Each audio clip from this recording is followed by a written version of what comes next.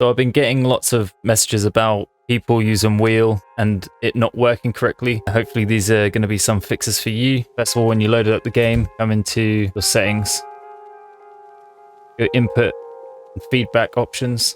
Make sure your navigation's however you want it. Sometimes it puts it to my handbrake, which messes it up.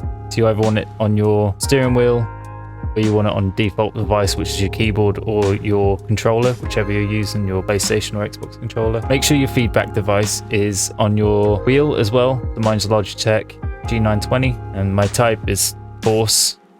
Next you go into controls, and here you want to physically do everything it asks. So steer left. So what you do is you take your steering wheel and spin it left.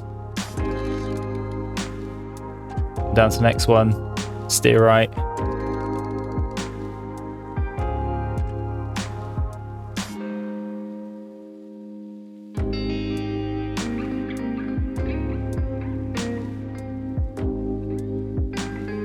Basically, once you've done all of your buttons again, you might have to come in and do this a few times. So I've noticed that a lot of the time when I load up the game, I actually have to come in here and reset them every single time. I'm hoping that this is going to be a fix in the future, but they're still working on the game, so this is just a small inconvenience, I guess, but it does take up time to do. Once you've done that, come back out, see if it's worked. So for me, I can now drive just fine. Handbrake works and everything. If you find that your feedback has stopped working, you then should exit the game, unplug your wheel, plug it back in again. And I'm talking about the USB as well. Plug it back into your USB, or unplug your handbrake, plug that back in, unplug any controllers that you might have.